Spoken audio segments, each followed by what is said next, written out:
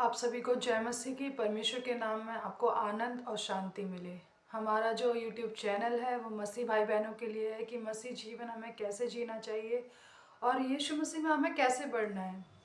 तो आज हमारा जो टॉपिक है, पहले हम वो पढ़ेंगे, फिर परमेश्वर की बातें आपसे करेंगे। हमारा जो टॉपिक है, हमारा जो वचन है वो लूका रचित सुसमाचार का 21 वचन है, 21 अध्याय, उसका 34 वचन से लेकर 36 वचन तक हम पढ़ेंगे।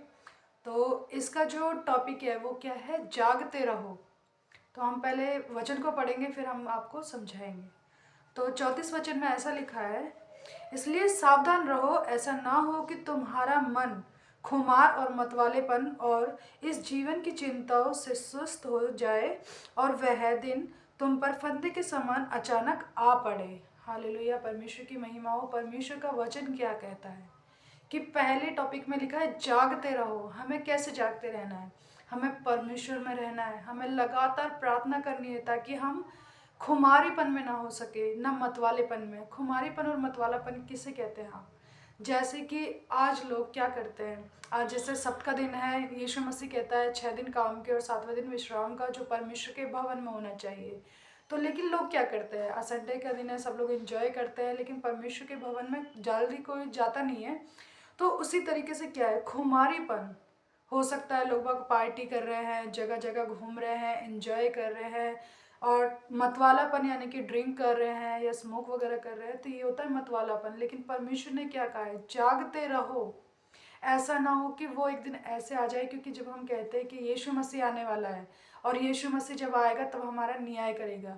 लेकिन आप सोचिए, जब यीशु मसीह आने वाला हो, अचानक से वो दिन आज का हो, तो आपको पता है कि आप क्या कर रहे हो सकता है हम व्यभिचार में पड़े हैं, हो सकता है हम लड़ाई झगड़े में पड़े हैं, हो सकता है हम किसी जगह पार्टी कर रहे हैं और यीशु मसीह आ जाए, तो हम क्या कर रहे हैं, हम गलत कर रहे हैं। क्योंकि हमें परमेश्वर ने क्या सिखाया है कि हमें हर बार प्रार्थना करनी है और परमेश्वर के नाम से कंटिन्यू अपने जीवन को कैसे रखना है, परमेश्वर के योजनाओं में चलना है, परमेश्वर की प्रार्थना करनी है। इसी तरीके से अगर हम 35 वचन पढ़ते हैं तो उसमें लिखा है, क्योंकि वह सारी पृथ्वी के सब रहने वालों पर इसी प्रकार आ पड़ेगा।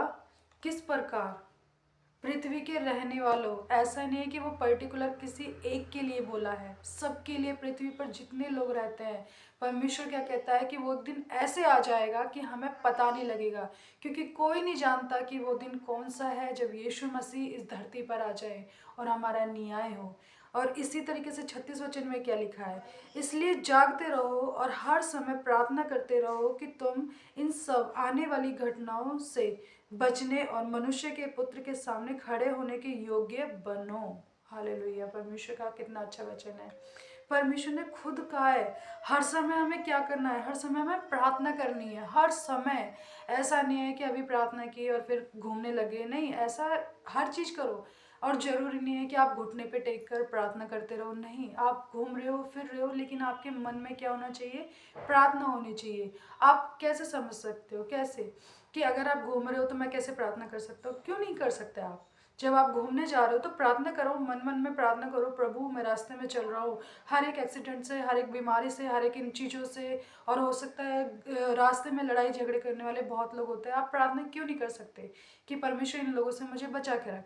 अगर आप घूमने जा रहे हो, कुछ खाना खा रहे हो, तो आप कह सकते हो परमेश्वर आपका धन्यवाद, मैं तुझसे प्रार्थना करता हूँ कि तूने मुझे भोजन दिया। तो हर एक समय परमेश्वर का धन्यवाद करना है, परमेश्वर से प्रार्थना करनी है। प्रभु क्या कहता है कि आने वाली घटनाओं से बचे रहो। घटना किसे कह सकते हैं? घटना अगर यीशु मसीह आ गया और हम फिर भी उन्हीं कामों में पड़े हैं, तो हम क्या परमेश्वर को क्या जवाब देंगे? हमारा परमेश्वर ने क्या कहा है कि हमें क्या करना है कि मनुष्य के पुत्र के सामने हम खड़े होने योग्य बने, उसके सामने खड़े हो सके, हम कह सके।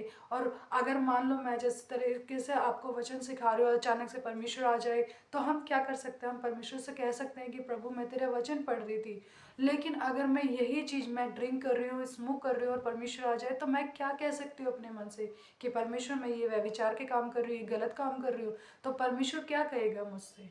क्या मैं उसके योग्य हूँ? तो हमें कैसे करना है, अपने जीवन को परमेश्वर के लायक बनाना है, उसकी योजनाओं पर चलना है। हर एक दिन हम परमेश्वर से मांगे कि प्रभु हमें क्या करना है। तो इसीलिए इसका जो टॉपिक है वो क्या लिखा है, जागते रहो।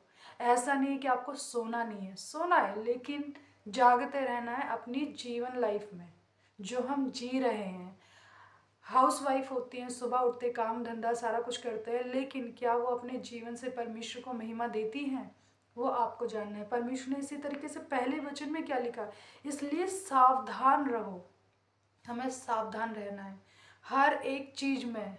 हमें क्या करना है, हम क्या कर रहे हैं, हम अपने जीवन को कैसे बिता रहे हैं, कैसे नहीं बिता रहे हैं, हमें पूरी लाइफ का परमेश्वर के सामने पूरा हिसाब देना है।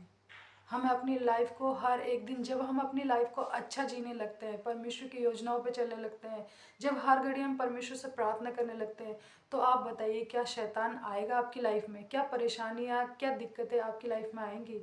क्यों?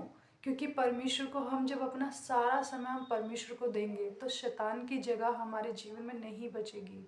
अगर आज हम बहुत ज़्यादा परेशानियों में चल रहे हैं और हमारा पूरा जीवन अगर हम परमेश्वर को देते हैं, उसके वचनों पर चलते हैं, उससे हर समय हम प्रार्थना करते हैं, तो क्या परेशानियों को आपके जीवन में ज़्यादा दिन रह सकती है? नहीं। तो भाई और बहनों, मैं आप लोगों से चाहती हूँ कि आप लोग अपने जीवन को जांचें परखें कि आपका जीवन कैसा है। हमें हर समय जागते रहना है परमेश्वर में। हर समय हमें अपने जीवन को जांचना है अंदर ही अंदर, क्या हम सही कर रहे हैं? अगर मैं कोई काम कर रही हूँ तो क्या मैं सही कर रही हूँ, क्या ये परमेश्वर के योग्य है? हमें अपने अंदर झांकना है। मैं मसीह भाई बहनों से कहती हूँ कि जो लोग घर पे हैं लेकिन परमेश्वर के भवन में नहीं जाते, बहुत सारे लोग ऐसे हैं कि उनको प्रार्थना करने के लिए कहा लेकिन वो कतरा जाते हैं कि नहीं मैं कैसे करूँगी, सबके सामने सारे लोग मुझे क्या कहेंगे। नहीं, क्योंकि परमेश्वर ने कहा है जागते रहो। तो हमें अपने जीवन को स्पिरिचुअल बनाना है परमेश्वर में। पवित्र आत्मा से मांगना है कि प्रभु तू मुझे सिखा। अगर मुझे बोलना नहीं आता तो परमेश्वर तू मुझे सिखा।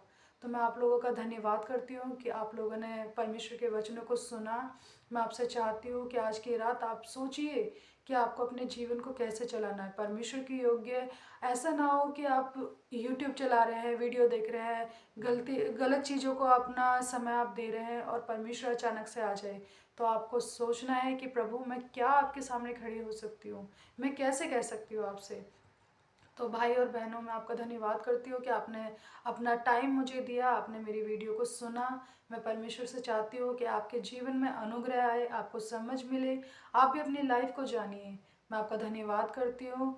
जय मसीह की। परमेश्वर के नाम से आपको आनंद और शांति मिले।